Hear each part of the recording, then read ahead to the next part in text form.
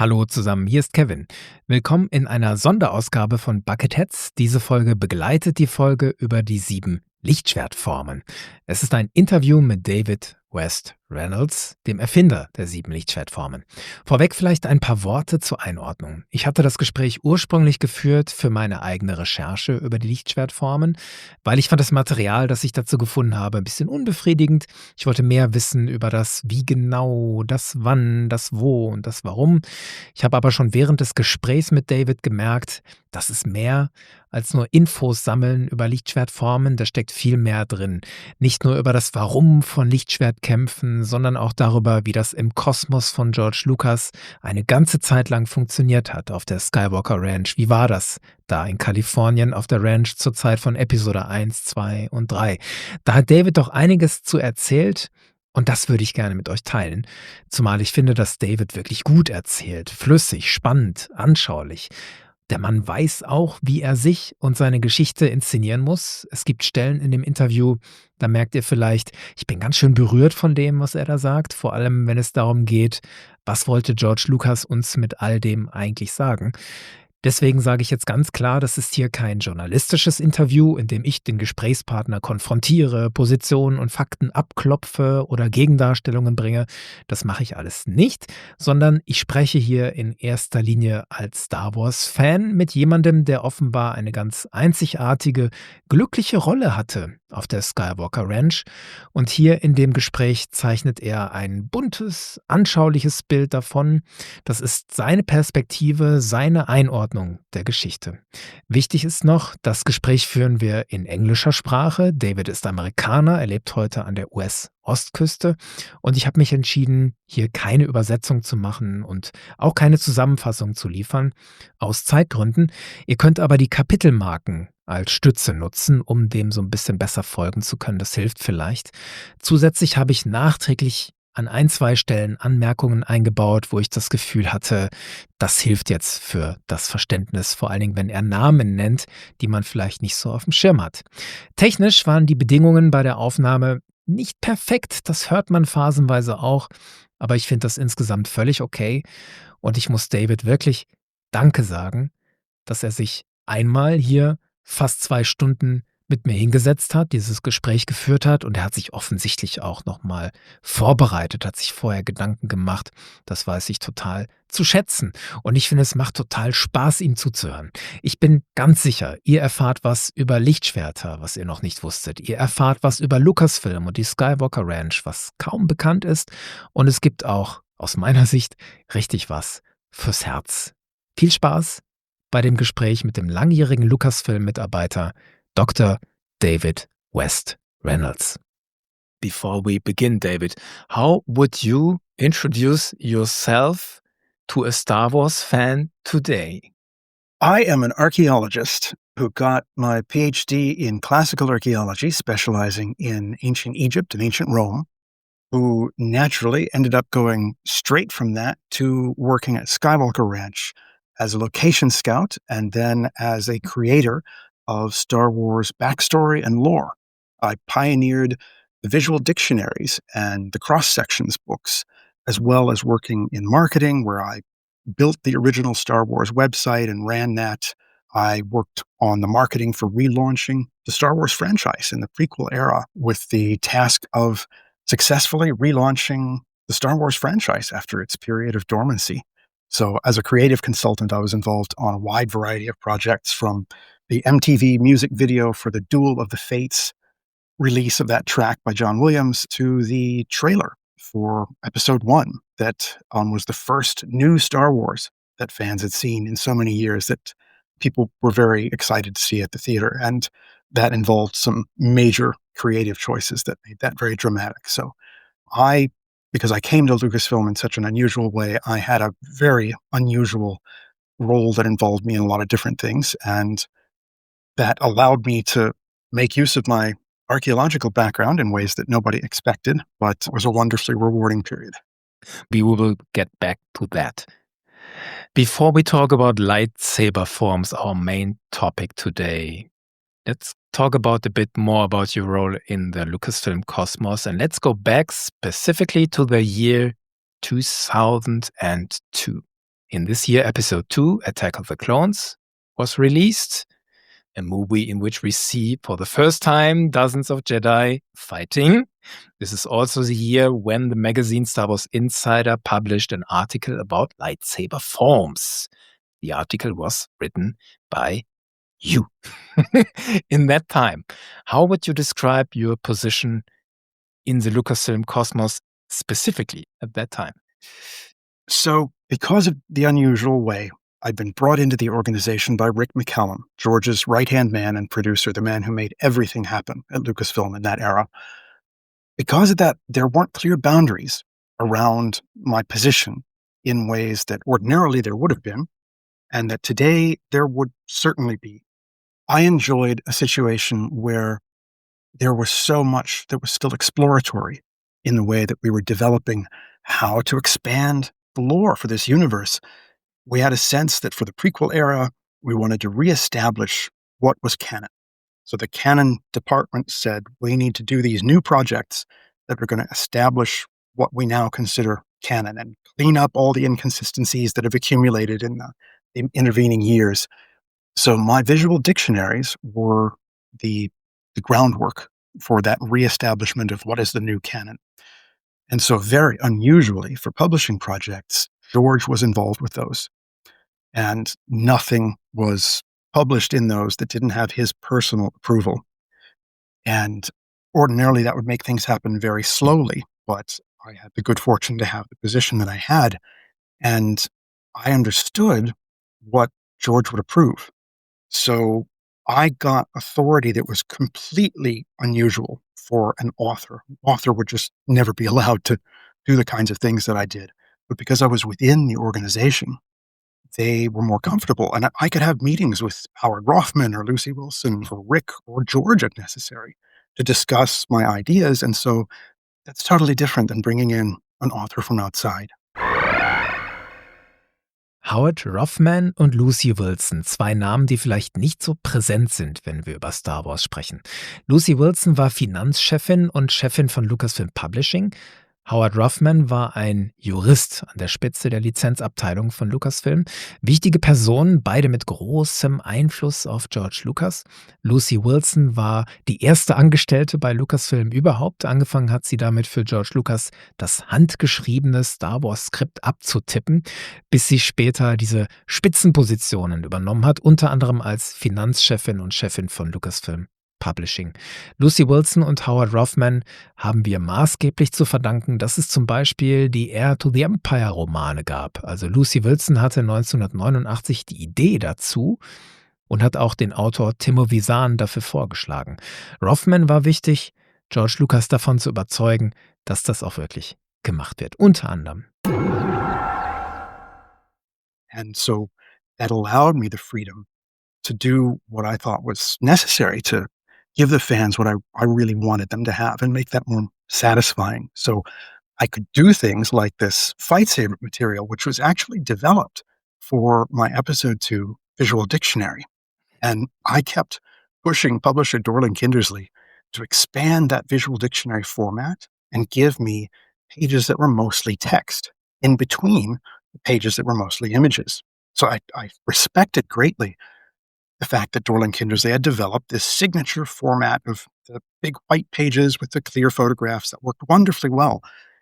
I was sure that they could deepen their audience and expand that if they would just be flexible in certain places. This dispute went all the way to London, and I ended up flown over to London to have a meeting with Peter Kindersley to make my case. And it must have been only because this was Lucasfilm, the first licensee situation that Dorling Kindersley had ever been involved in. This was the first time they'd ever published fiction, and it was considered to go against the grain of everything that the company stood for. They stood for authoritative reference that you could trust. That's inherently not possible for a fictional story, a fictional universe. But then I came and gave them their very first New York Times #1 bestseller. They'd never had a New York Times #1 bestsellers. Reference books aren't meant to be bestsellers. And I gave them one. And it was because I approached their format in a different way. I tried to make it narrative. because that's what I learned from George Lucas was that the story has to be the heart of everything. And if you make it that, you can reach an incredibly broad audience. So because I had done that, I got this opportunity to pitch Peter Kindersley, and it did not work. He had made his name, built his company, and a very successful company on knowing exactly who they were. We do this, we do it superlatively well. He must have felt that he was forced to have the meeting because I don't think he would really even heard anything that I was saying. It was not who they wanted to be. And that's cool. That's their right. So, and they're very successful at what they do. I wish that they had gone in this direction because I had lots of material that I'd done for each of the visual dictionaries that was in the end only cut for space, that I had prepared when there was the possibility that we would do these expanded versions.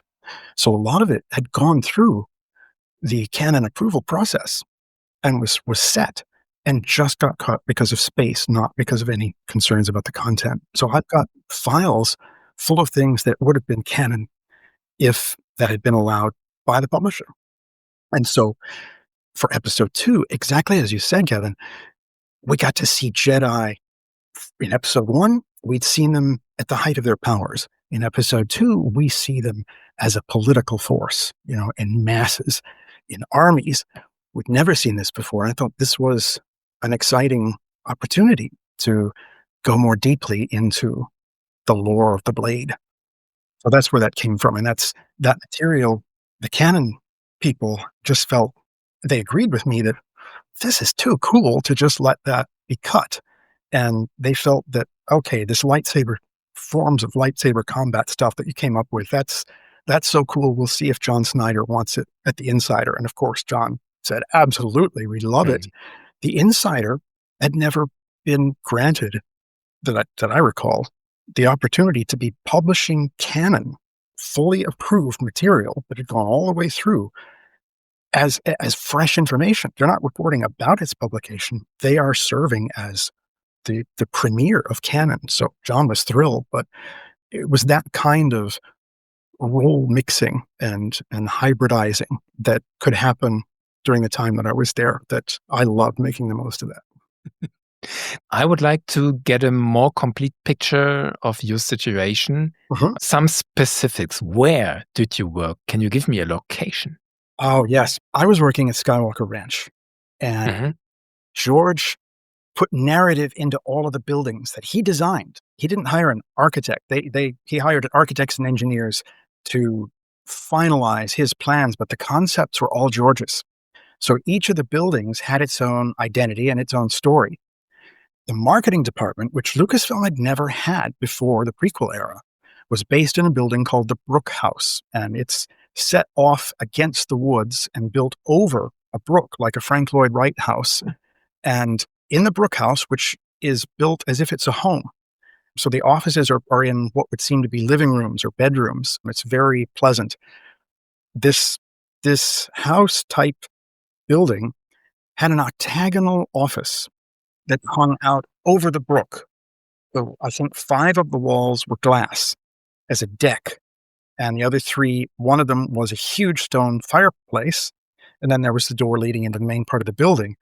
And I am pretty sure that it was because of Rick McCallum that was my office. And I shared it with one person, Stephen Sansweet.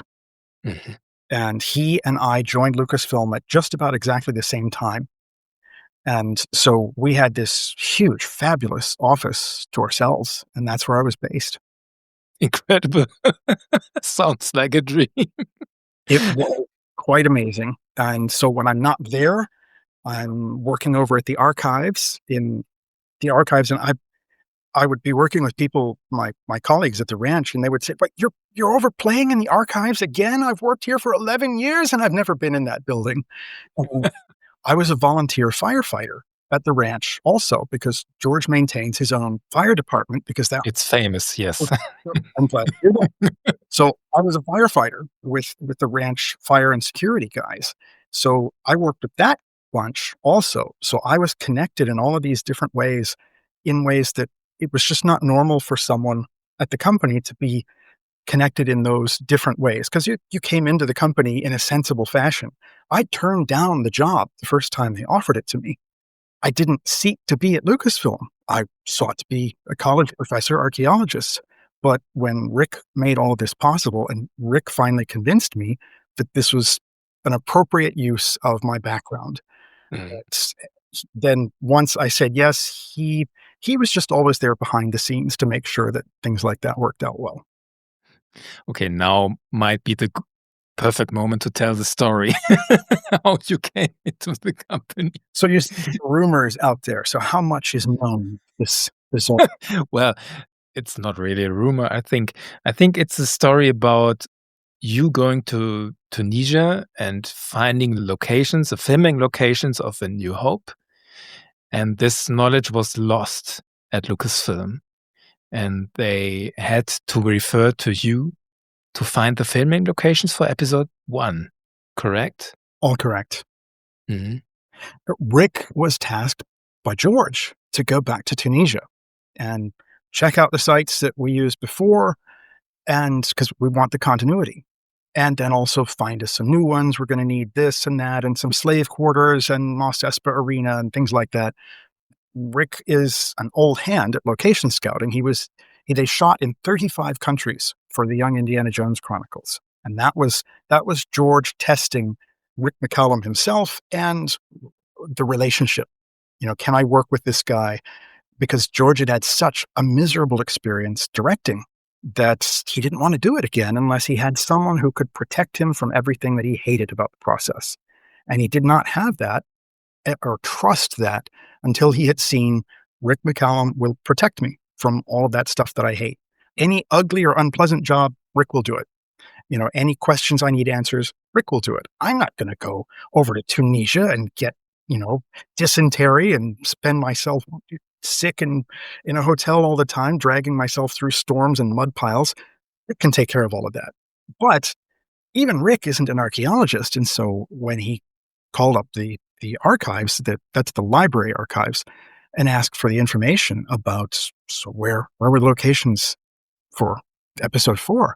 And then it was a surprise that we just don't have that. But everyone thinks now that it's like, how could they lose that? Like it's an irresponsible thing to do. But it wasn't at all. No studio kept records of the exact locations in the wilderness where the prologue of 2001 had been shot.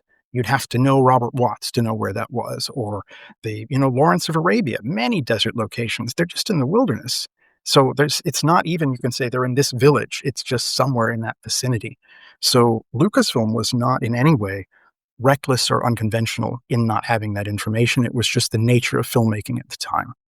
And so it was just a miracle of timing that my article that I send to the Star Wars Insider about my project to relocate those lost locations, that came out right when George had asked Rick to go back to Tunisia. And for a week, he's trying to figure out, what am I going to do? And I think it was Alan Couch who said, Rick, weren't you asking about the Tunisia locations? Did you know some kid went and found them all and put the magazine on his desk? And it was just this impossible coincidence. So that's how he got me on the phone, and I got roped into the whole thing. And you mentioned after this, you did write several guidebooks, reference book, and you did work in the marketing and. Let's focus on the books. What did writing all these books over the years look like? To be honest, second question, I could not quite grasp how long you have been doing it. So 2 questions, the time frame and what was it like? Well, I started working with Lucasfilm in 1995, and I was a location scout for them late in 95. And then I was starting to do consulting work in 1996, and soon enough was working at the company and moved out there. But I was independently doing consulting for Lucasfilm and consulting for Dorling Kindersley as these book projects were still in the developmental stage. And just because I was consulting on their development didn't mean that I was necessarily going to be the person to write them. But I helped Dorling Kindersley develop their pitch in a way that I knew Lucasfilm would like. And then by the time that had gone through, and Lucasfilm was very pleased with the pitch because the preliminary pitch, they liked the idea, but they could see Dorling Kindersley doesn't have the expertise to do all of this. These books are very demanding of information. You're getting down to the nuts and bolts of everything. And part of the appeal of the Star Wars universe is the integrity of the mythos that the canon group there worked very hard to maintain. And Dorling Kindersley was proposing these reference books that would open up every corner of the Star Wars universe. And yet that information, in many cases, it wasn't a matter of they didn't get it right. It was a matter of it didn't exist.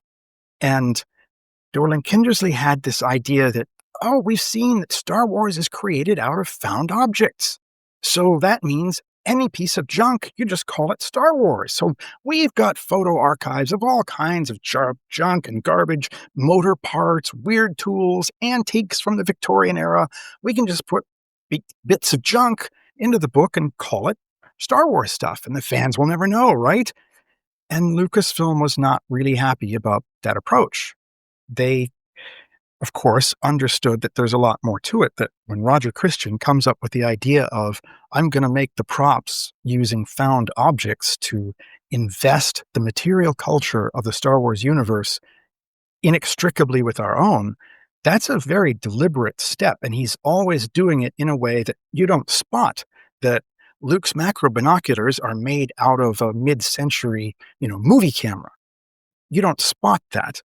You don't spot that a lightsaber is a flash gun handle. It never occurs to you because it's being used in a totally new way. And you take the reflector off and it doesn't look like a flash gun handle anymore. So what Roger had done was deceptively simple. It looks simple when it's done perfectly, but it is very easy to imitate very unsuccessfully. And so I was seeing that happen with Dorling Kindersley's proposal. They were brilliant at the work that they were famous for, but creating information for the Star Wars universe is a job unto itself. That's what I could help them with. And so when Lucasfilm saw, oh, he's pulling them back from those kinds of mistakes, that gradually got me to be the person who, well, maybe he can advise on the text. Well, maybe he should be the person to write it. And then that went on to maybe he should be doing the project management because he keeps being the person that solves all of these problems. So my role grew and grew until I was running them as a project manager. And that's when they really got humming and I could be really efficient and productive because all of the people I was working with, all of the team players on this, the illustrators, the photographer, the art director, the graphic designer were terrific, really talented people. And so when I got that team working cohesively together, it was like being in a great band where you trust your bandmates and when we're all right in the groove and on the same beat, you know what you're feeding your audience that they're going to love. I'm curious, and please say if I cross any boundaries. Payment. Did it involve monthly regular paychecks or project-based irregular payment?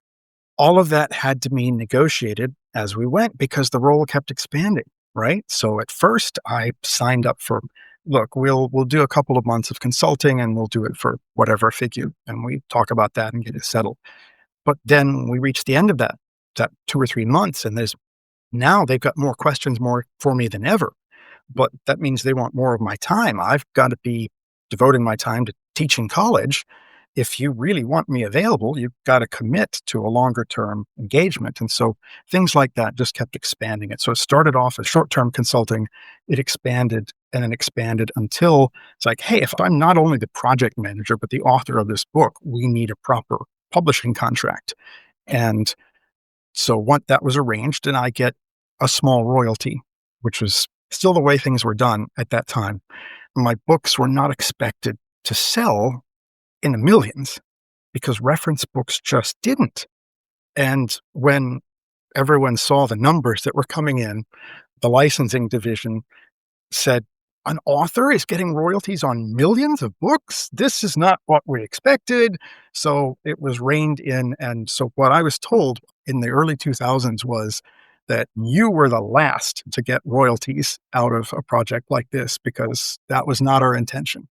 Jesus Christ. Also, at the same So time, I'm mhm, joining Lucasfilm. So once I get hired by Lucasfilm, well, now I'm on salary. So I'm on salary for my day job, but I'm on consulting contracts or project contracts for the book plus royalties for writing.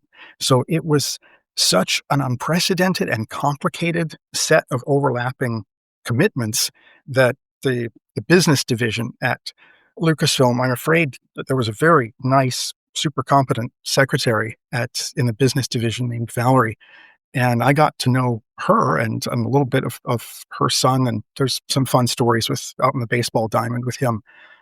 But the reason I got to know her is because I was called into the president's office so often because we had to discuss the fact that I was doing moonlighting, and I saw it as, look, this is all good for you. It's good for you. It's good for the licensee. I can bring you this unprecedented smooth coordination because you've got on campus at the ranch, the guy who's trying to create all of this new stuff. I can just go up to the art department and talk to Doug Chang.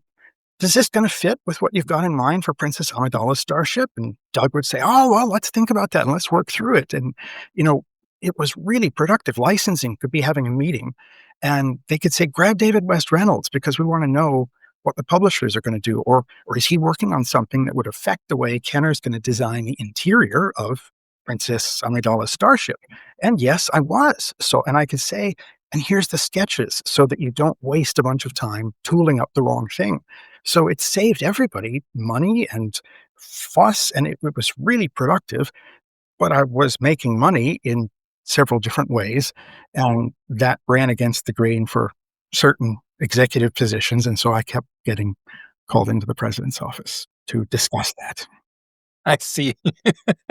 So in the year 2012, George Lucas sold Star Wars Lucasfilm to Disney, and from around 2014, a new canon was created. How did this impact you? Well, Disney did not seem to like the way that Lucasfilm had been built to operate, which was the entire time that I was associated with the company, it was very tight-knit. You might not know everyone at Skywalker Sound or the Firehouse, but you'd know their faces. So you knew when somebody new was on the ranch, oh, that must be somebody working on a film project doing sound post-production because I don't know those people. And you say hello to them when you see them in the cafeteria or the dining room or something because you know they're new. We were tight enough that it was like a family. When we had holiday parties, dances, or the 4th of July party out on the lawn, it felt like a family rather than a company. And I didn't at the time understand that all of those things, the fact that it's the holidays, go and on your way out of the ranch, as we start holiday vacation, go pick up your turkey at the firehouse because they bought a turkey for everyone. And you're going to go home and your holiday turkey is one that George bought for you. Like all of these traditions that humanized the company, those were legacies of Marcia Lucas. And they went on long after she was no longer there. And I would love to talk with her about this because it was only at a distance that I understood how could this company be so warm? Because George Lucas is 3 different kinds of genius and many remarkable, amazing things, but he would be the first to admit he's not the warmest person. That's just not his comfort. So it's not what he enjoys doing. He doesn't want to be the life of the party. He doesn't want to talk to everyone. That's draining for him. So his comfortable position is pulled back a little bit, and that's great. But it was not the origin of all of these warm family traditions. When that was Christmas time, you got dragged and you had to sit on Santa Claus's lap and get your picture taken in the main house. And everybody's humiliated and laughing, and it's just crazy fun. And you get presents that say, I've got some of the little tags still, like that says it's hand lettered to David from George. And obviously somebody's doing all of that stuff for him, but that's the way it's done, as if I'm glad you're here. Thanks for working so hard. And we help each other and work together in a way that was I've never experienced anything like that except on field missions when you've got, 4 or 5 people around you and you're trusting other people with your life because you're in a helicopter and dangling out of it on a rope, and the person who, manages that connection, you trust them with your life. That's a closeness. I've only experienced that outside of those situations at Lucasfilm at Skywalker Ranch. And it was wonderful, but when a corporate entity bought Lucasfilm, that was not the way the corporation wanted to do business. They wanted roles very regulated and everything separated and atomized. My whole MO was, if I had a question on how do we hear in Empire Strikes Back, they say all troops will debark for ground assault. Okay, we've heard, General Veers, prepare your men. Okay, the walkers are loaded with snowtroopers. We hear all troops will debark for ground assault. Pretty soon there's snowtroopers running through the base. Somehow, snowtroopers got out of that vehicle in combat and didn't all get shot and terrified everybody and overran the base. Well, how? There was no answer to that.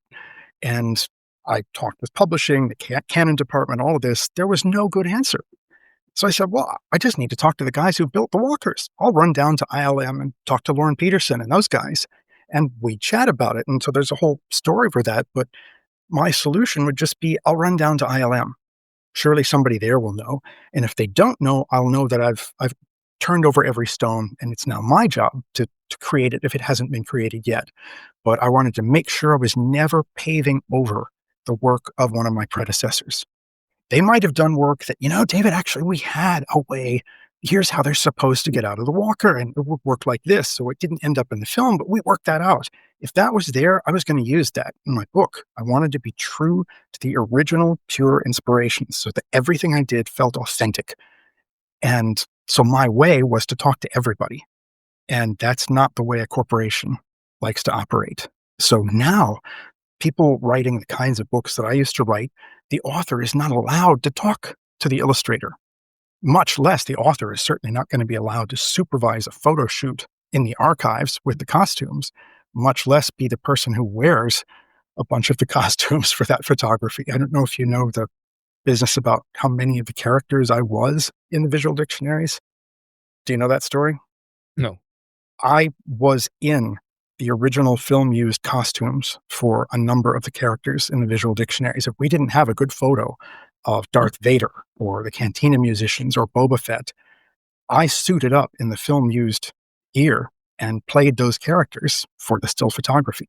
And that led to me doing appearances and all kinds of things at the Smithsonian and for National Geographic and other photo shoots.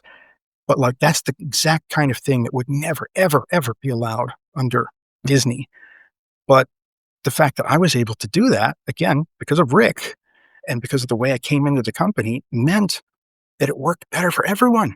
So they could do, Frito-Lay wants to do a photo shoot with Boba Fett for a project that they're doing. Well, we can combine that with Topps wants to shoot a poster, or David's doing some research for the visual dictionaries and he needs a photo shoot. Let's combine those. It was economies for everyone. So it was great, but it means you're not in total control of the creative process. And so this is a long roundabout answer, but you only asked, how did that affect me? It affected me in that I made maximum use of the connectedness that was possible from that octagonal office in the Brook House to every other part of Lucasfilm. I would have lunch with Ben Burt to discuss, you created the sounds in this fashion. When the walker moves, there's a kind of whine, and then there's kind of a hydraulic sound, right? Am I hearing that correct? And we talk about that. And then when I create the design for the leg mechanisms in the walker, I'm doing that in a way that reflects Ben Burt's conception of how that sound was. So that if the fans looked as closely as they wanted to at any of that, they would find more connections rather than, that's the edge of the fantasy. Beyond that point, it just looks fake. I never wanted them to run into that point. So I loved that connectedness. And yes, the business people got uncomfortable about it at times. They rewrote the company manual around me after I'd been in the president's office enough times for my extracurricular activities. They literally came around to everybody's office and took the binder of company policies and put in the new pages that dealt with the David West Reynolds problem. And all of that just ended when Disney took over. And you could see them getting rid of the people that were the most connected. And Lynn Hale stayed for a very long time because she was at the top. She'd been with George for so long that as long as she wanted to stay in that position, she was going to stay. But that's because she had a unique level of clout because she had done such a superlative job. So Lynn stayed, but many other people were gotten rid of because they just didn't fit the corporate pattern. So I was sorry to see my family get disbanded, and even if I'm not actively involved all the time, I care about these people and I'm happy to see them. They're doing a great new project or a cool new product line or something. I'm always happy to see what they're doing. And that all got dismantled for the most part. And all of the concern that I put into trying to make sure that everything I gave to be published was authentic. And to me, that meant it roots back somehow to the very first creators, to George or the first generation of Star Wars creators. And I've either spoken to that person or studied their work so well that I can assure you that it plugs in. Because to me, authenticity means make it true to that original spirit. Don't just put your own stamp on it. Yes, be creative, but be true first. And so that's how I got connected with all of those different people. And that never happened for the next generation of creators. They didn't come back to me. So like when they're going to expand on my 7 forms of lightsaber combat or something, they're not coming to me and asking, where does Dun Mok come from? And what is, Sai Cha? What does that even mean? Why is it built that way? No one ever asked. So all the deeper story, the additional material that's in my files that could have been used for those projects was not used. So it really changed very deeply the nature of my involvement with Lucasfilm. And it was the end of an era. So it was your decision to go? Yes. So I transitioned from being full-time at the ranch to make business division more comfortable. I said, let's pull back then, because I don't want to stop writing books. I love that. So let's pull back from me being full-time there, and I'll just be a consultant and operate in that fashion. But I was still very closely involved with Lucasfilm. I would still be, they would say, we're going to do an archives display at an early celebration. And here's the objects that the curators have shown that have selected for this exhibition. Could you write the curatorial notes? Could you be the curator of the lore side of things? Because they take care of the objects, but they don't know who made this or how it fits into the history of filmmaking or how it fits into the lore. But I knew all of those things. So they would bring me in to be the curator of archive exhibitions, which was a great use of my background and my familiarity with the archives. I loved things like that. So I was still doing a variety of projects like that for a number of years, even after I had left full-time at the ranch. And I was still closely connected with the folks at ILM or at the ranch that I was good friends with. Okay, I understand. Let's talk about lightsaber forms. First of all, what do lightsabers and lightsaber combat mean to you personally? The two ways that I would answer that. The first is, to me, lightsabers and lightsaber combat are a symbol of the way that myth uses metaphor. Because swordplay mirrors the challenges that we face in ordinary life and the duels in which we engage internally and externally every week.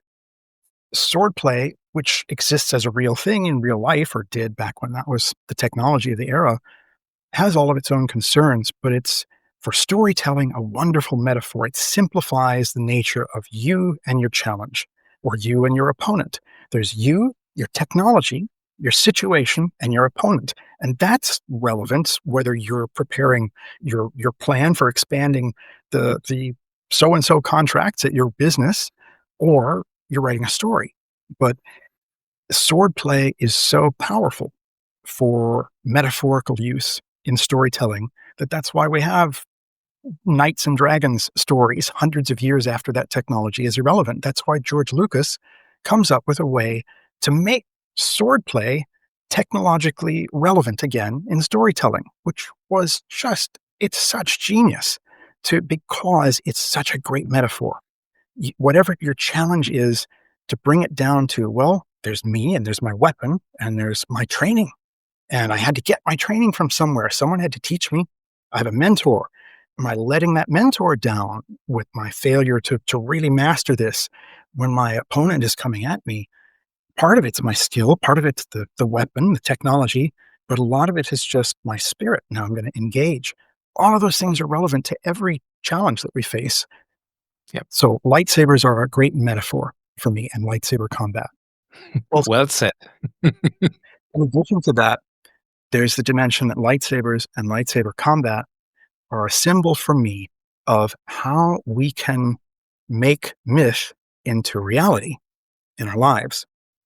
What I mean by that is that aspect is why the authenticity of lightsaber technology and combat lore was so important to me, the authenticity of it, because I relied on the truth that George Lucas wove into the original Star Wars film to make major life decisions, to choose when I'm finishing my PhD in classical archaeology at the toughest program in the United States.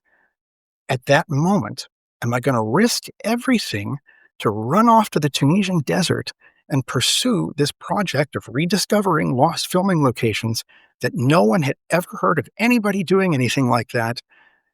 It sounded impossible, but it mostly sounded foolish. Why would you do that? Why would anybody do that? That's just stupid. That's what I heard. Now, I'm sure you're aware, cinematourism is now such a big industry that there are academic departments that study cinematourism. There was none before I went to Tunisia. And I made that decision relying on the story that I had seen on the screen that George Lucas wrote, because I felt the truth in it. George stayed true to the rules of myth, which say you're not there to just entertain. You're using the entertainment. It's got to be wrapped around a truth, wisdom that you feel is so important that I'm going to do all of this work to make it entertaining, but really I'm trying to teach you something. I'm trying to pass on something to you that I have learned is true, that I want to give to you. And I felt that even as a kid. I didn't understand it, but I felt there is truth in this. And I depended on the truth of that story in making major life decisions. When Skywalker Ranch says, come work with us, I put 7 years into a PhD in classical archaeology. No archaeologist has ever changed career and gone to work in Hollywood. That was, again, foolish, crazy, stupid. But I went back to that myth. Luke, trust me, you know? It's like Han Solo says, it's true, all of it.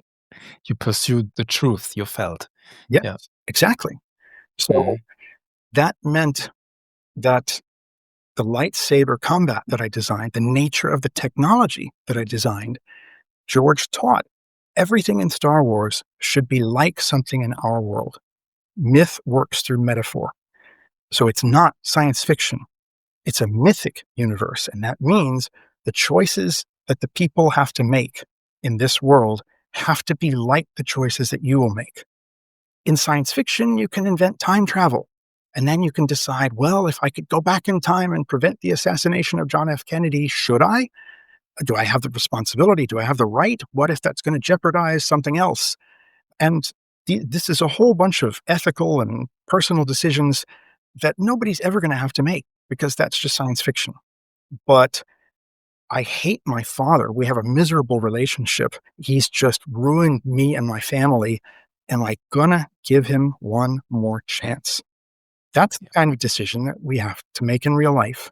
And you see on screen how Luke Skywalker handles that and goes through every bit of the rage you could feel and chooses not to take that path and take another path. And that's what we need to make those decisions the right way, to see he was as mad as I am, but he chose not to go that path. He doesn't want to be his father.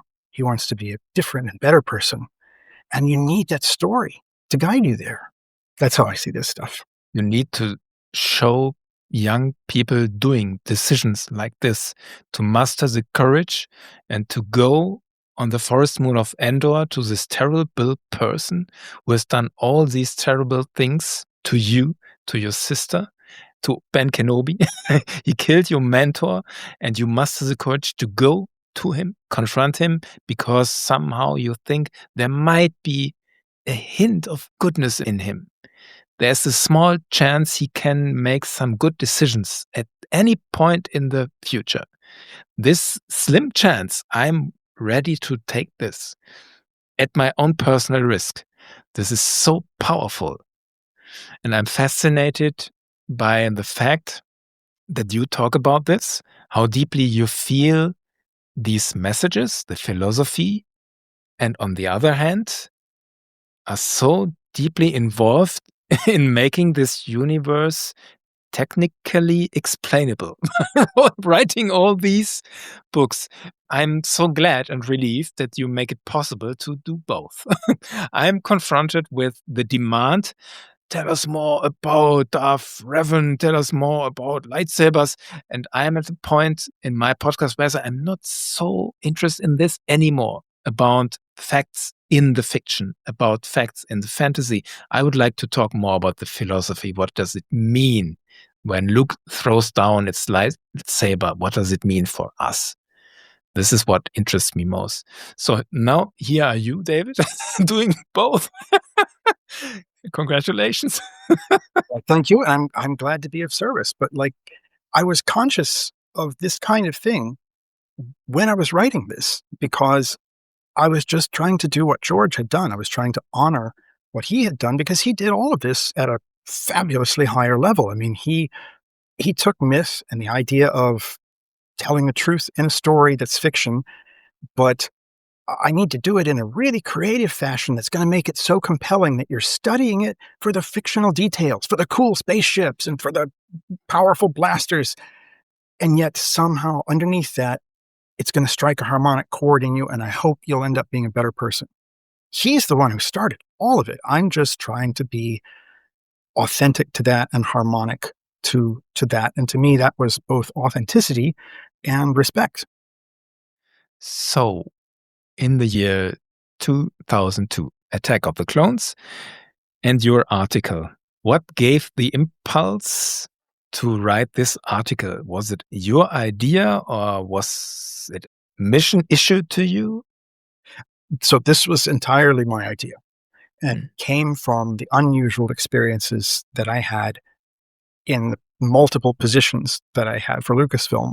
So for instance, I went to the sound stages in Leavesden multiple times during production to interview people for articles that I would then post on StarWars.com, or to take photos that we would post, anything like that, gather video for little mini documentaries. So I met all of the people involved, Ty Teager and Trisha Bigger and all of these guys, Ray Park, who later came back to Skywalker Ranch and says, where's that archaeology guy? It has the bullwhip, because he wanted to know how to crack the bullwhip. And I trained Ray Park in bullwhip cracking out behind George's office. So things like that, right? That were just not going to happen ordinarily. And then John Williams appeared and Yeah, but it would be like the next month, I'm helping to cut the Duel of the Fates music video of John's track and admiring how he's done it. And how do we do justice to that? These people all become part of your life. So one of the people I met in the course of that was Nick Gillard, the stunt coordinator, who was given the task of fulfilling years of anticipation of what are real Jedi going to look like at the height of their powers. And Nick Gillard totally delivered on this. He gave us stunts that took the whole game up to a whole new level that was thrilling. It was making cinema history, and it was deepening the Star Wars saga in ways exactly like we wanted to see. And I was very fortunate that in the course of interviewing Nick and plying him with questions, well, how do you create this choreography, and how legitimate are you making this choreography? Is this just for show, or are these legitimate moves? And as soon as I ask a question like that, Nick is like, oh, now, wait a minute. I don't want you thinking that any other stunt coordinator, because you and the rest of the audience, you're not even going to be able to follow this blinding blur of moves. But another stunt coordinator I'm creating moves that for the half dozen other people operating at that level in the world, they're going to see this choreography and they're going to know from when he goes into this leap and spin and the other guy's doing this defense and parry, there's no other move except the one that he has to make. These are all required moves to keep yourself alive and to push yourself against the enemy. We're not just doing, let's clash the blades to make lots of action for the camera. Nick Gillard built it so that these were legitimate battles. That in martial arts, you would call that a kata. A kata is like a reenactment. It can be more artificial or schematic or more authentic. So this is the way a battle went. Nick Gillard is creating choreographies that reflect an authentic concern with the story's supposed motivations of who's trying to do what. So Nick is doing this at such a high level that I thought, that's interesting because he's not just doing it for show. And that's a much harder thing to do, to work out these interlocked things that he's always delivering a fabulous show for the camera, but he's holding himself to a higher standard than just make it look good. You know, Errol Flynn was a great swashbuckling fencer and could make it look great, but he's not trying to show you this is what a really good fencer would have to do if he's jumping into the scene from this angle. And Nick Gillard was doing that. And I thought that is really impressive. And Nick's response to me asking all these questions was, well, let me show you how a sequence works. I'll train you in that. And so on the set of the Nemoidian battle cruiser, he trains me in a sequence of the choreography. And I have to learn to, okay, now I'm going to swipe at your feet. That's where you jump. Then you turn. And at the time, I was comfortable doing all those things. So we could get a short sequence of moves. And that vested me in not just the concept of lightsaber combat, but in Nick Gillard's approach and the idea of holding yourself to a standard that maybe 6 other people in the world are going to be able to appreciate. But I know it's authentic. I know it meets that standard. And I'm still going to deliver. It's going to be such a great show. You're going to think all that I cared about was delivering great action. I know that was just the byproduct of the real game that I was playing. Well, I went back to the ranch and I wanted to challenge myself at that same kind of a level. So I had to think, the lore has very little to do with the way the stunts are built. So it's a whole separate set of concerns. Everything that I was doing had nothing to do with the way Nick ordered the stunt choreography, except interpreting that action in ways that fit into the lore that I was creating. So then I wanted to create backstory for the different kinds of engagements that we'd seen in the film, kinds of lightsaber combat that would reflect a rich history that had to exist behind the lightsaber. And so it was that encounter with Nick Gillard and being trained in that short sequence of choreography and him introducing me to this idea of this higher standard within what you see that motivated me to want to create all of this. So I wrote all of this. And it was just too much for the episode 2 visual dictionary, but the canon department had reviewed it. And once it existed, that's how the decision was made to let's give it to John Snyder at The Insider and publish it that way. I can imagine even this was cut down to a specific length. So you explained the impact of Nick Gillard on this, but in the article is mentioned you worked with Jack Bobo on this. Could you elaborate on that?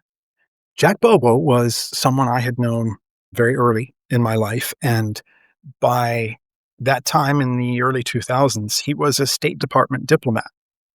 But he had been captain of the fencing team at the university where I got my undergraduate degrees. And I had done fencing practice with him there. He was also a black belt in Taekwondo, and he was the person who got me started in martial arts. And the reason that after trying Goju, I ended up going with Taekwondo also. So he was the origin of my experience with both swordplay and martial arts. And he had a deeper background in both of those areas. So I had enough background to be competent, but Jack Bobo knew it more. And so I wanted to get his take on things, just to say, here, I created this. Does this sound like it works to you? But he enjoyed it so much that he said, well, let's go deeper on this. Yeah, I'm into this. So he made time in the middle of his schedule in Washington, D.C. to help me create the depth of the backstory that would satisfy my archaeological desire for there has to be a reason behind everything. Do Ben Kenobi and Darth Vader fight the way they do on the Death Star if we've just seen Jedi are flying all over the place and doing aerial somersaults in the prequels? What explains this? Well, I'm the person who has to explain that and reconcile it.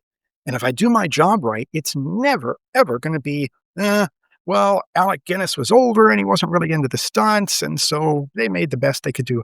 I'm never going to respond that way. That's not the job of a lore creator, is to make it look like George Lucas had every speck of this in mind from the very beginning.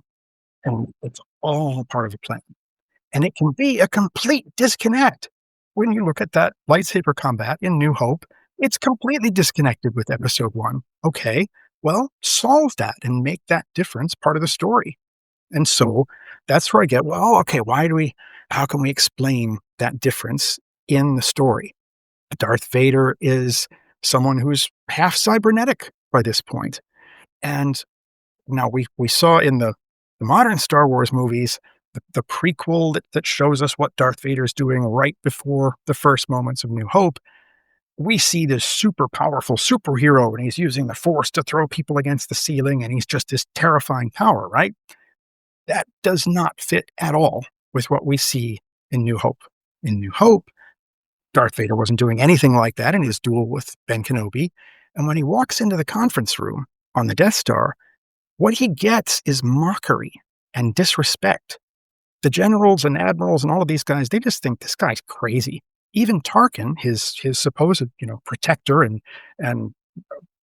what would you say, his liaison figure, even Tarkin is saying, that old religion stuff just doesn't go anymore. You're the last one of those. And he'll say it politely instead of mockingly, but nobody gives Darth Vader respect.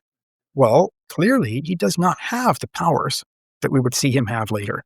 Why could that be? Well, we know he's cybernetic because he got cut to pieces. So it looks to me like he's still limited by those machine parts. He's probably in pain and managing as best he can.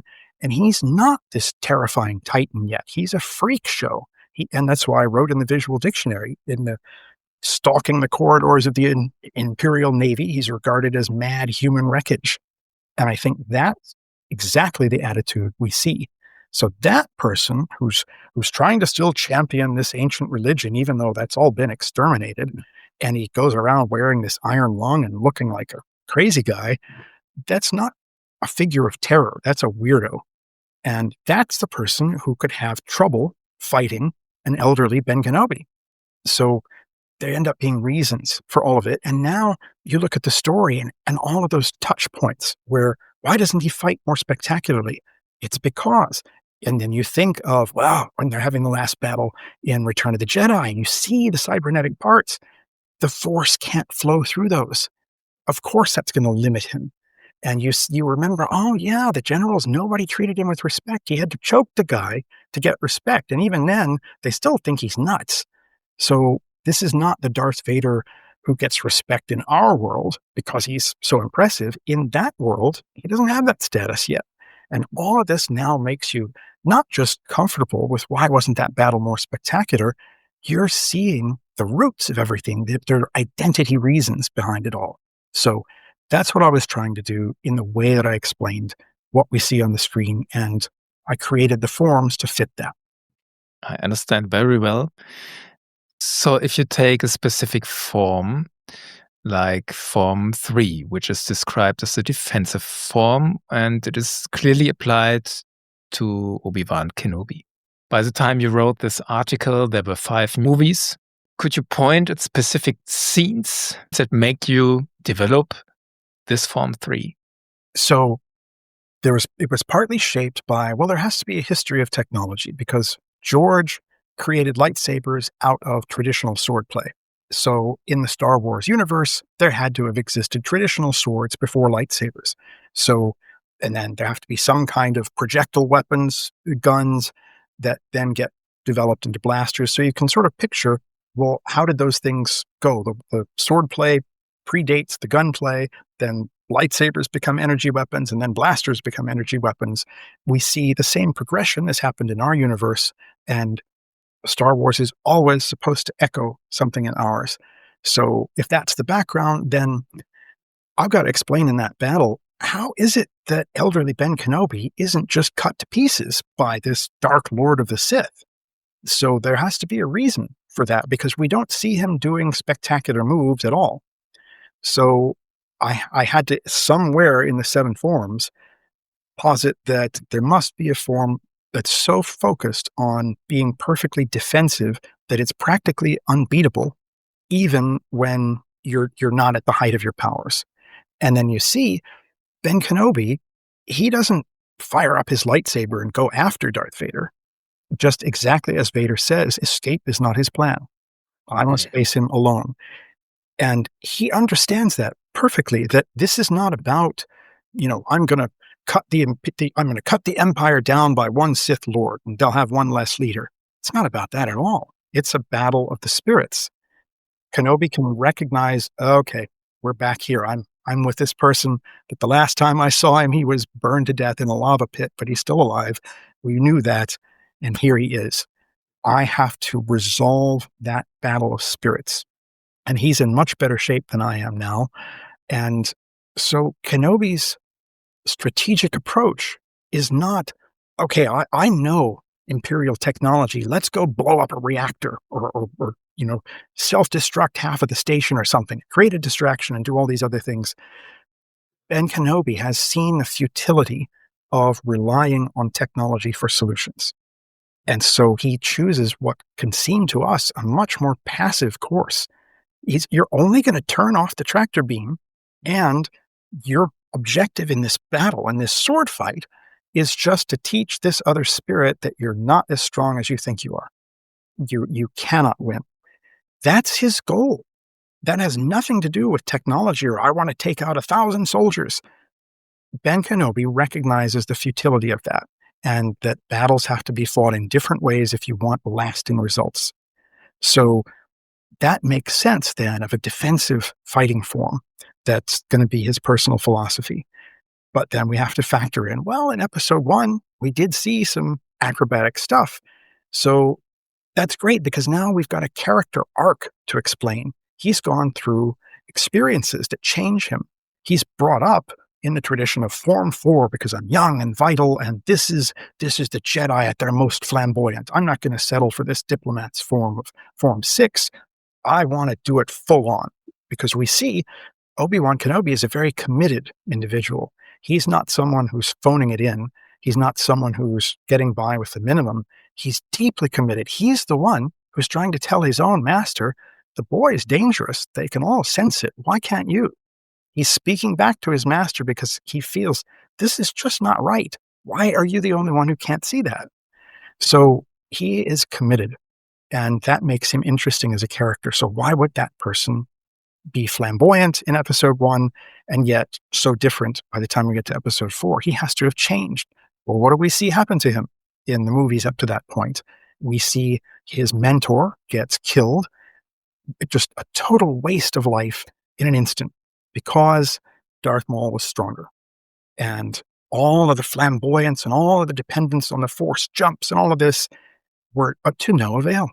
It didn't work. So Obi-Wan recognizes they taught us that this was the ultimate. We're the greatest sword fighters ever. And this Sith guy that we've never heard of just killed my master. So they don't know all the answers. I want to take this in a different direction. If we had both been practitioners of a form that focused on defense rather than trying to show off, maybe it was ego. Maybe Qui-Gon and I were trying to show off too much and being too proud of ourselves. If we'd had more humility, Qui-Gon would still be alive.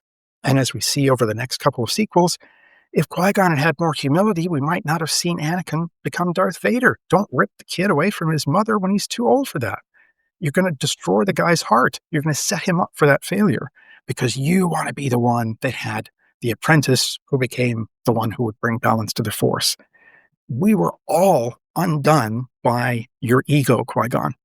I'm going to not be the person who makes that mistake.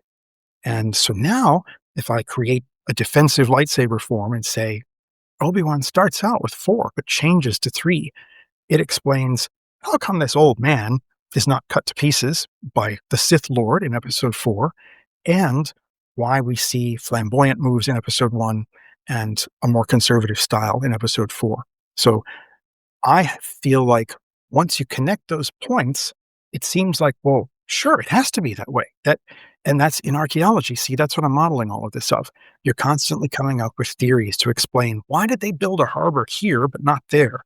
And during this period, they built harbors everywhere. And then suddenly 50 years later, they can't build any. What happened?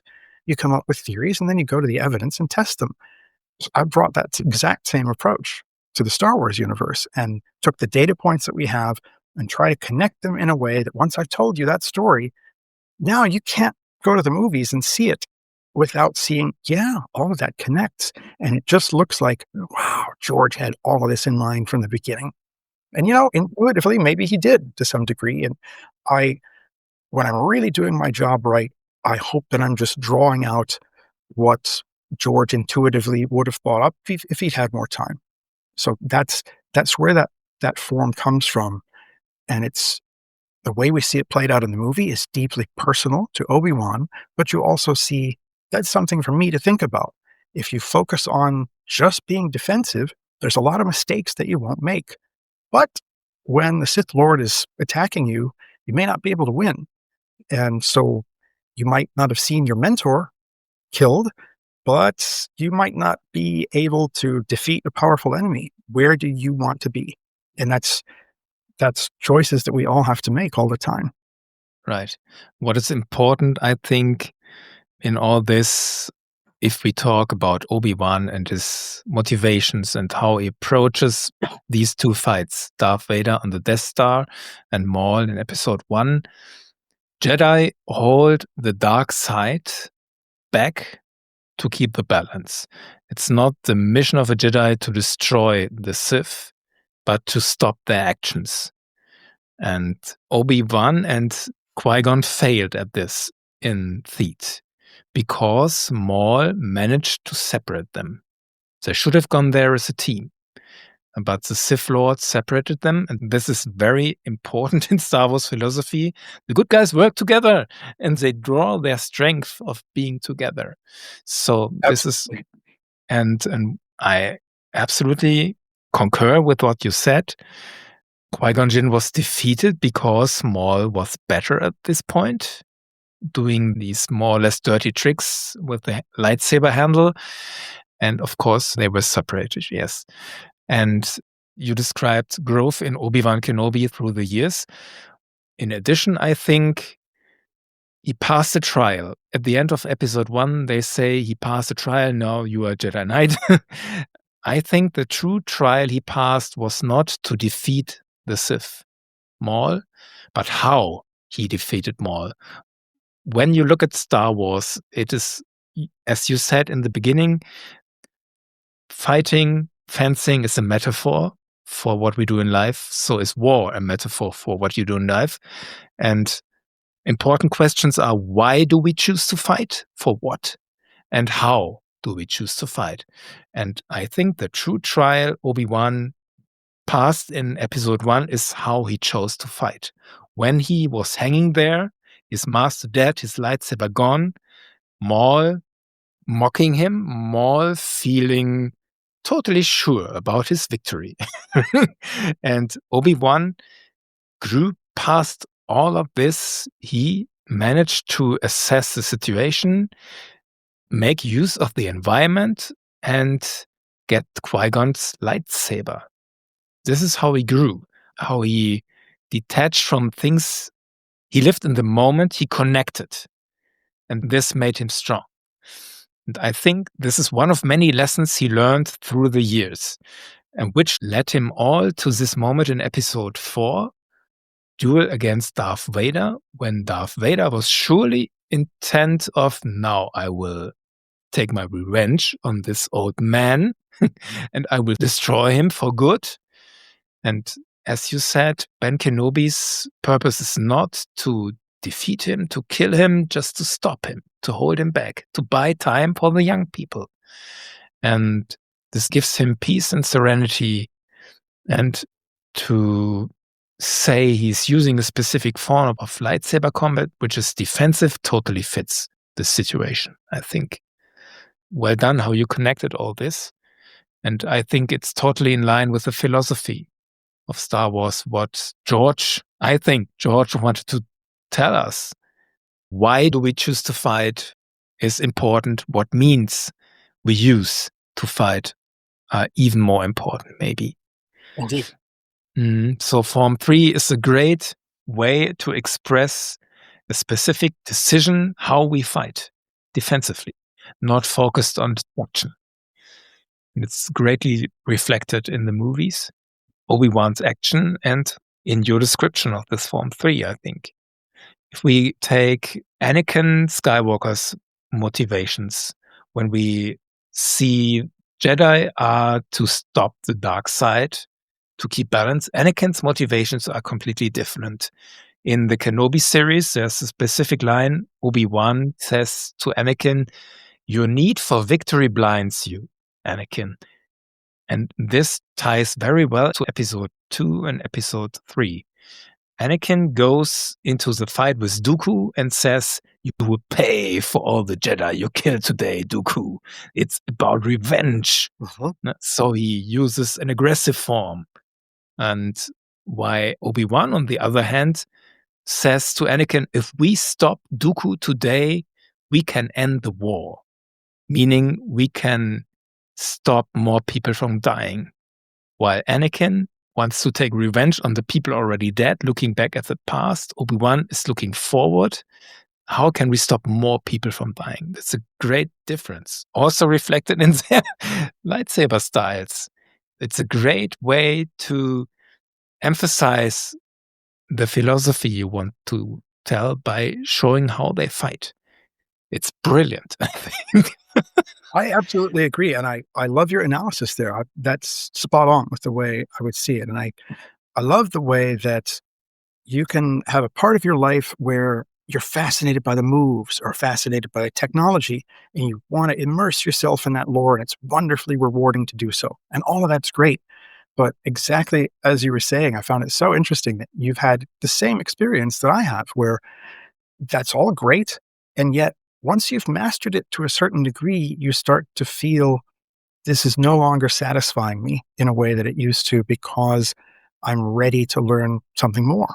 And the next level still has to do with your fictional universe that's given you so much pleasure, but now you're thinking about it in terms that are much more applicable to the choices that you're going to make. And so I think it's great that you've had that experience, because I think that's what George Lucas wanted from the beginning. He has his car accident, nearly dies as a young man, and has to lie in that bed and figure out, what does it mean to give meaning to your life? Do I want to die in a car crash because I like driving fast cars? Is that when I'm closing my eyes for the last time, am I going to think, well, at least I drove the fastest one? Or am I going to think, that was exciting and the adrenaline was great, but I don't really feel like that's important now.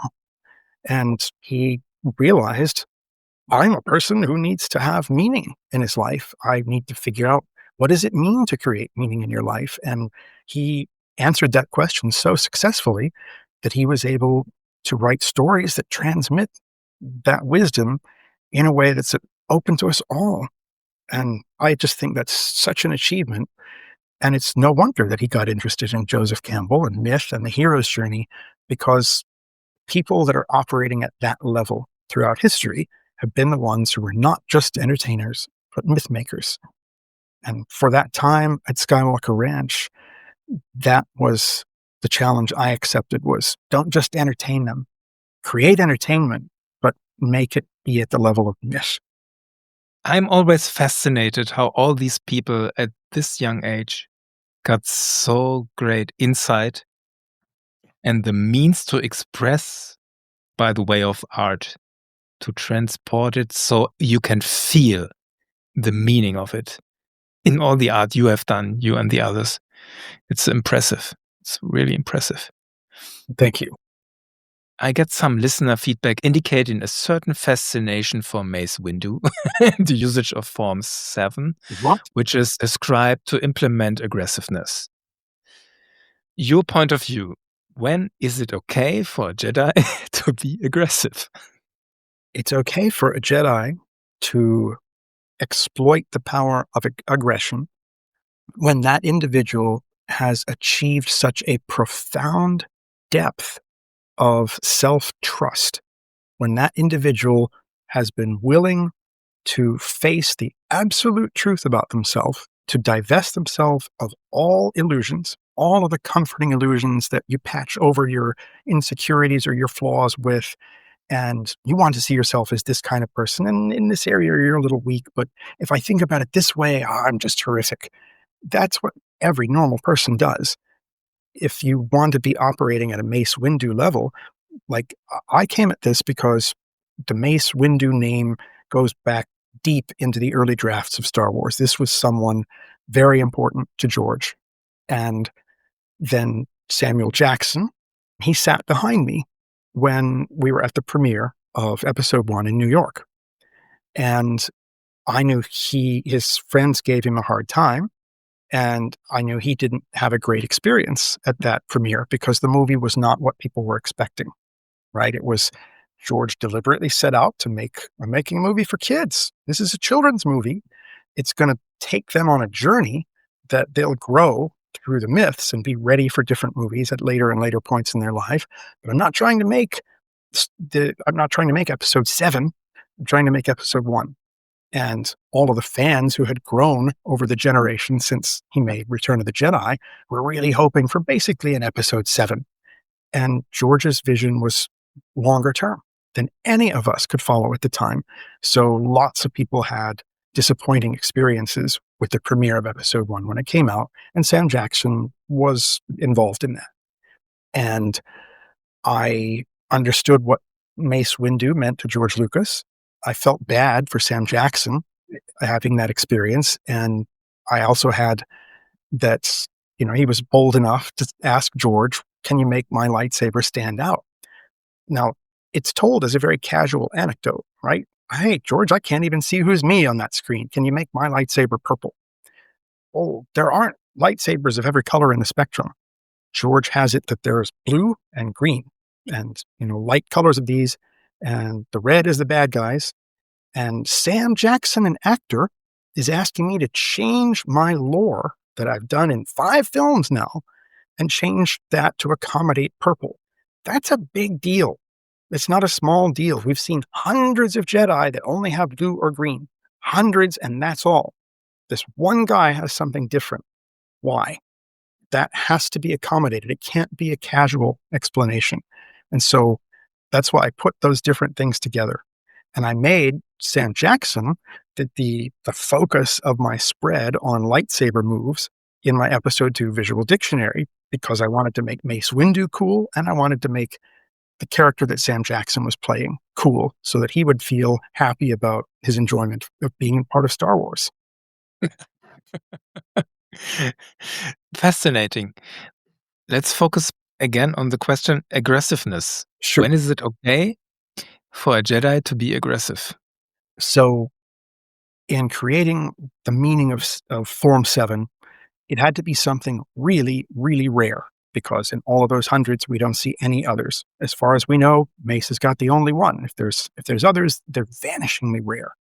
So the greatest martial arts masters, like I trained under an Olympic medalist, the people that make that their life, every breath they take is part of their commitment to what they're doing. And it's extremely demanding. An ordinary person can't do that without changing their identity. It means I have to give up my nights out with the gang and the pizza nights and the movie nights, and I like to go hiking. All of that has to end if I'm going to be an Olympic level master.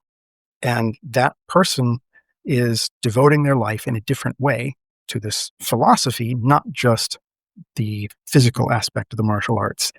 So Form 7 is supposed to represent someone who's made that even for a Jedi Knight, he has made an extraordinary level of commitment. And aggression obviously has value. You can win battles with it, but you see it destroy so many individuals and cultures. The culture, you achieve a technology. We've got the Macedonian phalanx. With these long lances, we can just skewer everybody. So we're going to march over the world and destroy everyone. Wow. Well, what are you going to do with that? Oh, I don't know, but we had a lot of great victories. And then the world falls apart because Alexander dies. So that technology empowered victory through aggression, and Alexander may or may not have had higher ideals for that, but it all fell apart immediately because he didn't build a system around that. So you see, yes, aggression is very possible. You see the bad guys doing terrible things. We could go in there and nuke every last one of them. But even if it kills all of them, it doesn't kill evil in the world. It kills those guys. And how about all of the people that we just made miserable and angry because of the way we fought? Exactly as you said, that how we fight can matter even more than whether you choose to fight.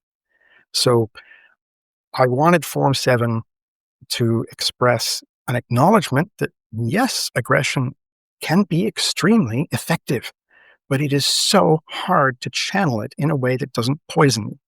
That here's this one and only guy that you don't want to be a Form 7 practitioner because it's going to suck everything else out of you.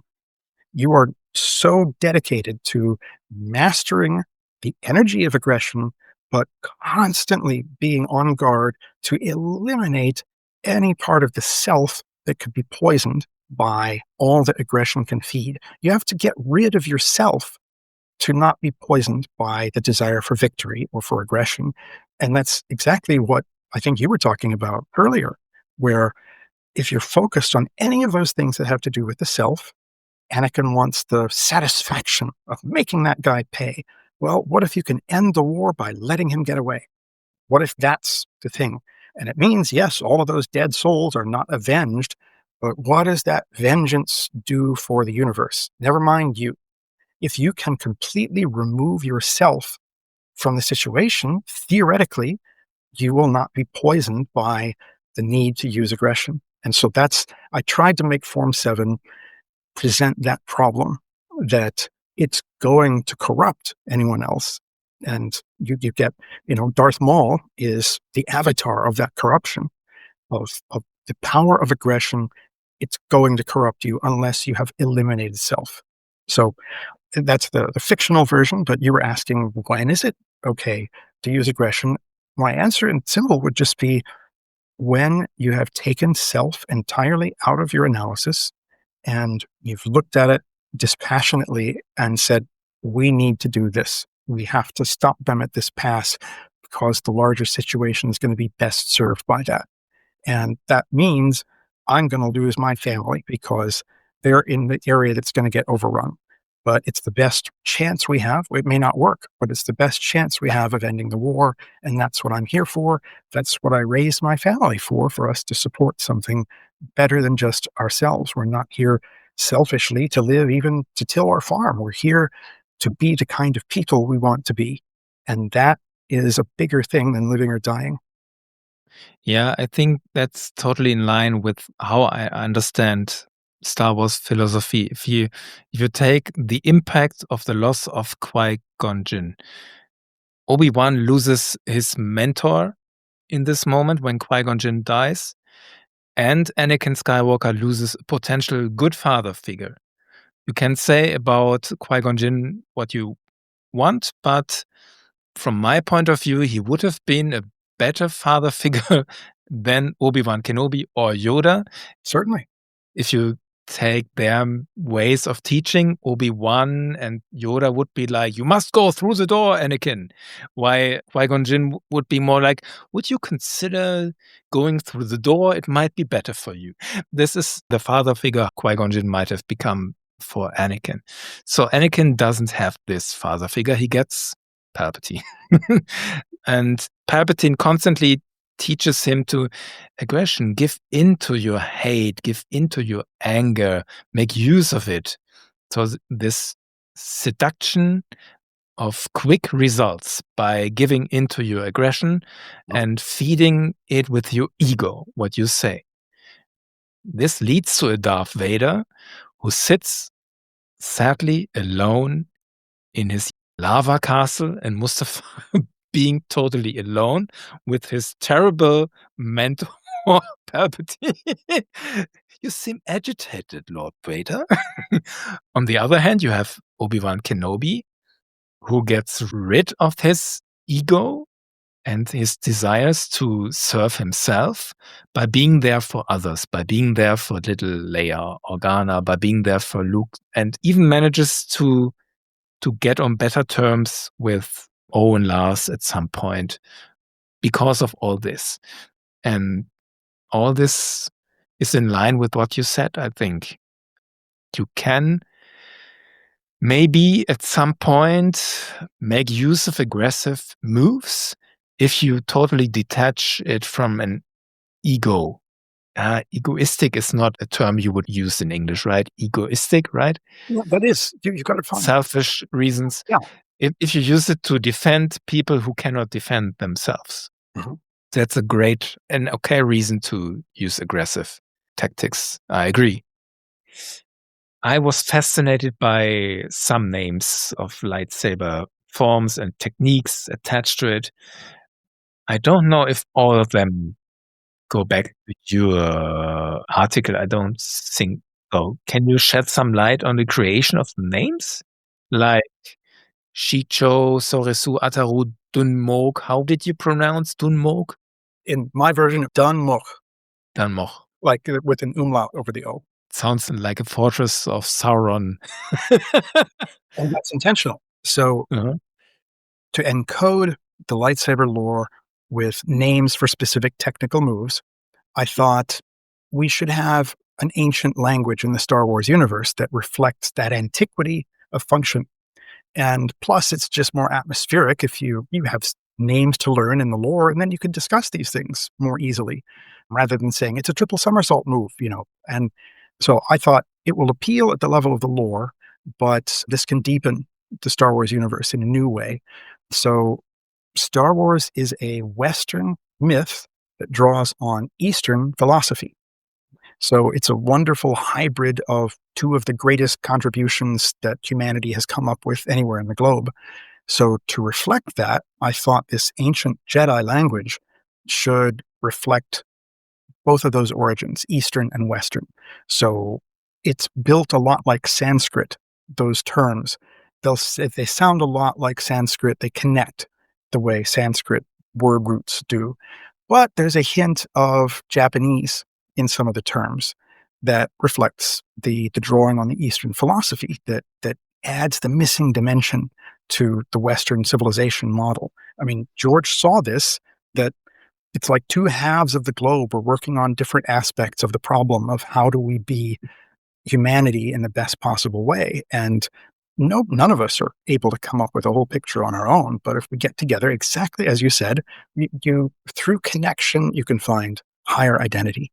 So I think Star Wars did that by connecting mythic traditions from East and West. So the language should reflect that. So it's Sanskrit influenced with a bit of Japanese thrown in. And what you were just mentioning there, that sounds Sauron-like. That's because Tolkien is a professor of English and Germanic languages, right? So I threw in that little bit of a Germanic touch to give it a feeling of power, because Sanskrit doesn't have that threateningly dangerous feeling, and neither do the Japanese, but the Force is a big deal. The Force is very dangerous. It should have, especially if we're talking about different ways that you can cut up your enemy.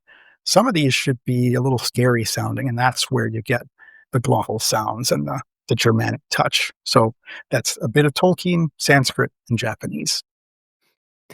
I feel we should come to a close at some time. Before we do that, concerning lightsaber forms, lightsaber combat, is there anything we haven't touched on you would like to talk about? Well, we can only touch upon it, and maybe we'll pursue this further in a future conversation. But the story I haven't seen out there, at least not the things I've run across, but the fact that putting crystals into the lightsaber. So do you know where all that came from? Please elaborate. I'll do the short version of this here. when I got handed the lore of lightsabers to write a page about this in the visual dictionary, they were just anonymous weapons. If you look at the earliest production paintings done by Ralph McQuarrie, you'll even see the stormtroopers holding lightsabers. They were carried by the good and the bad. They were just like buying a Colt 45. There was no personality to them whatsoever. Roger Christian. Roger Christian. Vielleicht auch ein Name, den heute nicht mehr alle auf dem Schirm haben. Roger Christian ist ein britischer Filmregisseur und im Zusammenhang mit Star Wars hatte er eine wichtige Rolle am Set von Episode 4 als Szenenbildner. Viele Innenräume von Episode 4 gehen maßgeblich auf Roger Christian zurück. Wie sieht der Millennium Falke von innen aus?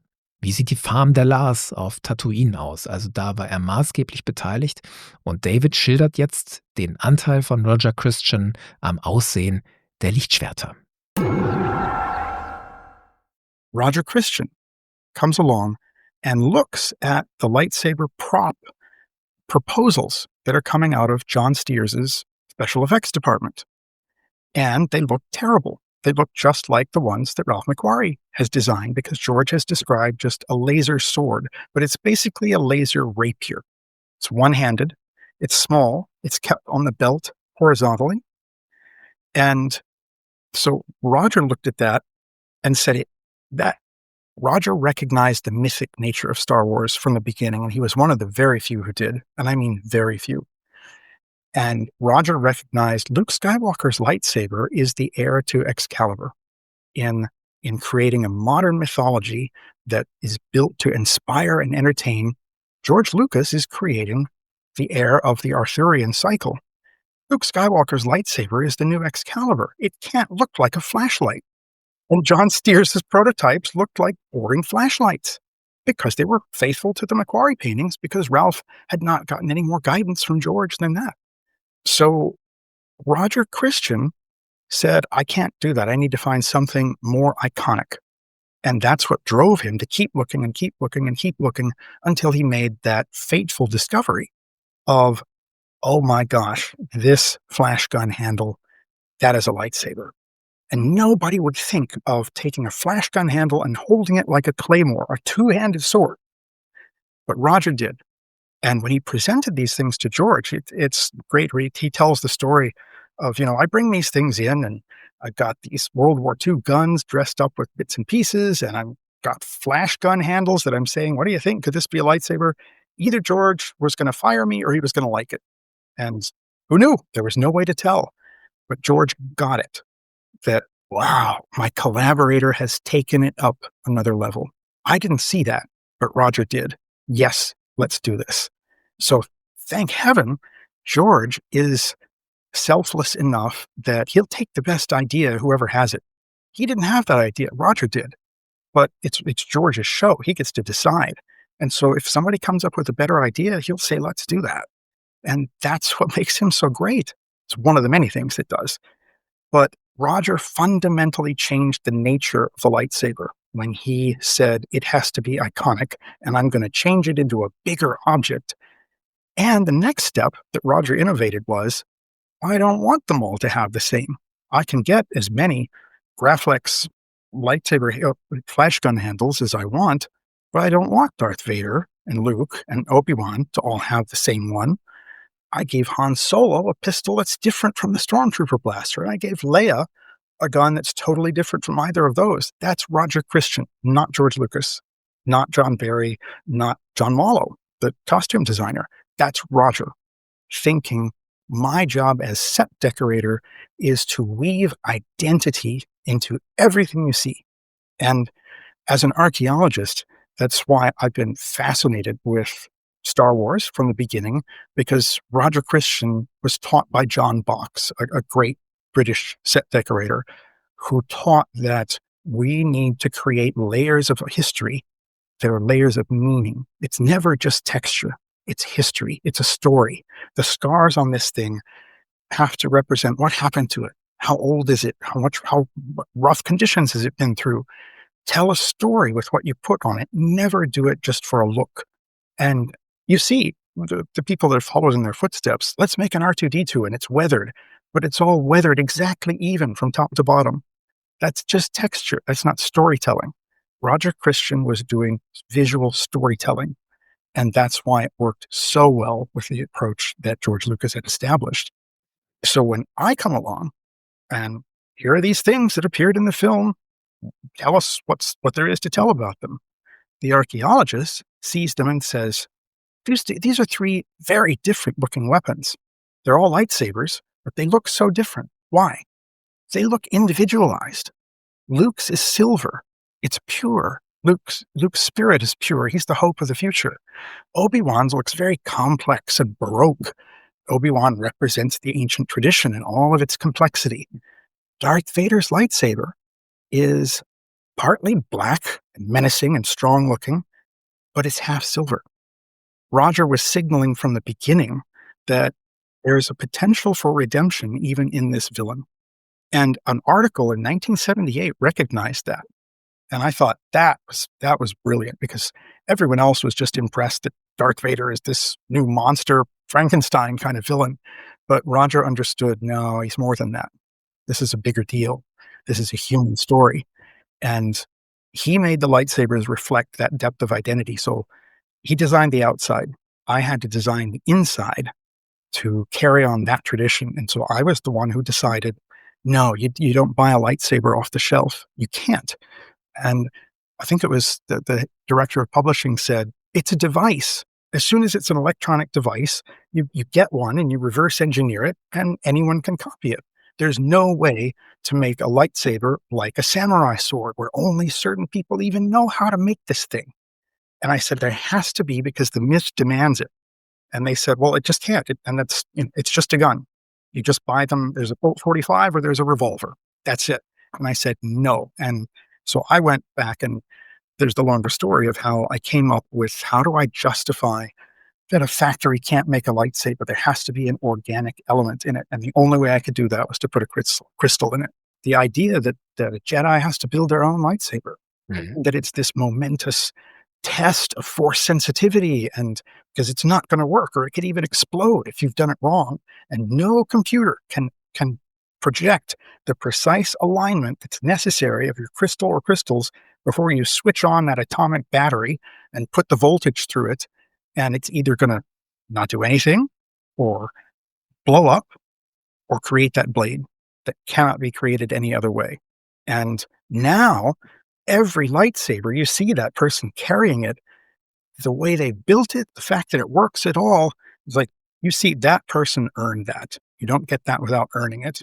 So that's, now everyone takes for granted that the lightsaber is this symbol of identity and of achievement, but it had none of those traits before I wrote that page. That part of the story I share with you because I think it's important that, just like Roger did what he did thoughtfully, I was trying to match the level of my predecessors, just like Nick Gillard shows me a new level. Okay, I'm going to try to live up to that. Roger Christian shows a new level. How can I live up to that with creating the inside to match what he's done on the outside? And it's because I wanted to open story possibilities and set seeds for, well, now that we've got crystals are rare and they're supposed to be, only natural, there's all kinds of stories to write about that. And I set up foundation story seeds that I know are not going to paint people into a corner or create contradictions. Why? Because it's harmonic with something in our world. Just like George said, everything in Star Wars should be like something in our world. So everything that I created with the nature of the lightsaber is based on Japanese sword making techniques, or Damascus steel, where you're folding the sword's steel so many times to create certain kinds of flexibility. And that's a secret technology. And it's very laborious. You could never mass produce this stuff, or the technology that makes you able to have flexible steel with the rapier. I'm knowledgeable about those things. So I build that into the Star Wars universe. And I know I've protected the future storytellers. They're not going to get stuck because I've built it to work like our world works. And if you don't have that sensibility, you can come up with some great idea about, look, this is the ultimate weapon, and you put it in your pocket and it deactivates any weapon. Well, but I didn't realize that kills all of our story possibilities, because Now that's way more powerful than anything in our world. And now we have to spend all of our time explaining about why there's still a challenge if you've got this thing that you just invented. You have to stick with something that's harmonic to keep from running into those problems, unless you've really got the time to think up every future possible contradiction. So I'm really happy with the way a lot of the lore has developed because I wanted it to grow and spread. And Mhm. and I built it to do that. And so not everything do I enjoy that I'm seeing, but I do love that it has grown so much and that people have taken to it because that's what I wanted to see happen. Yeah, I think especially lightsaber crystal, the stories created around the myth. The one thing is the idea of all the younglings have to go to a place like Ilum to collect their crystals. The next step is building it, aligning it. And on the other side, and it is in total alignment with the philosophy, I think, the Sith don't build their own lightsabers, they steal them and then they bleed the crystals. It's a great idea, and it comes all from this core idea from you. It's amazing. Thank you. My Before we conclude, is there anything you would like to share about work you are currently doing where people can find, follow, or support you, maybe, if you like? Well, thank you for asking. I'll mention there was a museum exhibition last year about my career called The Hero's Journey. And it got to talk about exactly the change over a lifetime that you've experienced, where you start out immersed in the lore and then you become more interested in what can the lore teach me? What can it help me to teach someone else? What's deeper there? Adventure becomes wisdom. And so that was a big message because I didn't want them when they came to me and said, we want to do this exhibition. The danger was that this is just going to come across as, oh, here's the Star Wars guy. And he was a collector when he was a kid, and then he got to go off to Hollywood. And yay, Star Wars. That was not how I wanted to be seen, as either a collector or just I went to Hollywood because I had a chance to do so. I wouldn't have gone. That's why I turned down the job until Rick McCallum made me see that, no, this has meaning in your career. You're going to learn the power of narrative from one of the greatest masters of narrative of all time. It's like, that's a good reason for me to do this. Thank- I made them have the exhibition be on that theme. And I talked about how important mentors are and the way our society has changed. It's so much harder to find mentors, but without the ones I had, I would have gotten nowhere, nowhere. Mhm.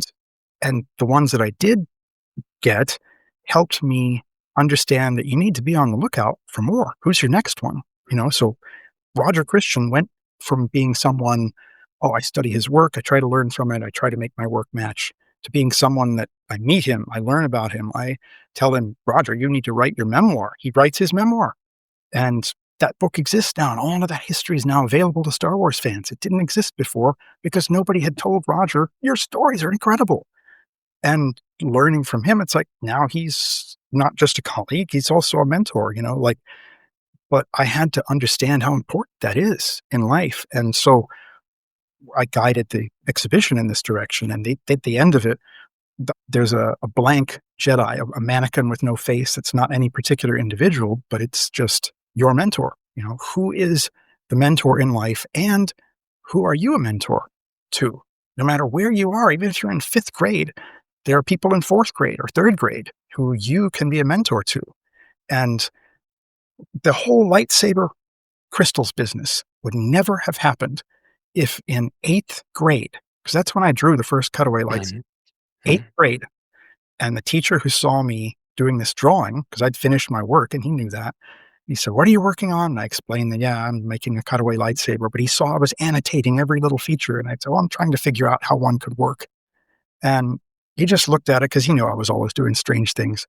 And he just said, finish that. That was all he needed to say. That validated, like, finish it? Wow, that's somebody treating it like it's worth something. It's not just garbage. At home, I heard throw that garbage away. But one person, it's like, how much did it cost him to say, finish that? It's 2 words. But the result was I finished it and I kept it. And so all those years later, when Lucasfilm gives me a chance to create the architecture of the lightsaber and its philosophical basis, that it will be something that can grow over the next 30 years, I have that drawing. So I don't have to figure out that part. I can just figure out the crystals. That made it all possible because that one teacher gave me 2 words of encouragement. So I use that as an example to show it doesn't cost a lot to encourage the next person sometimes. You can afford to do it. So, and there's too little of that in the world. So I encourage people to think about not only can you find a mentor, but can you be a mentor? And so that has led to it started out as informal, but now I'm doing more of it professionally where I do coaching now, which is not something I ever planned to do. But after I do public talks or things, people come and ask me, and it starts out being about Star Wars lore or something or archaeology. But then it gets to, how did you get to do all of these things? And well, I've got this challenge where I'm not sure if I'm going to do this or that. And because of what I've been through, I've made mistakes. I've taken some wrong paths. I can say, well, in my experience, this works and that doesn't. Or people that want their dream job or they want to take their life to the next level. I can ask them, do you know what your story is? Well, everybody thinks they know. Well, of course, I know my life story, but most of them just know their life facts. Well, I did this, I got this degree, and then I got this commission. But who are you? What's the story of your life? And that, if you understand that, you can go into an interview and ace it and nail it. I can get people their dream jobs because I work with them to find, what is your story? What's your hero's journey? Mhm. And now it's all the same facts you already knew. You don't have to memorize anything. You just now understand that, oh, it's connecting them in this way.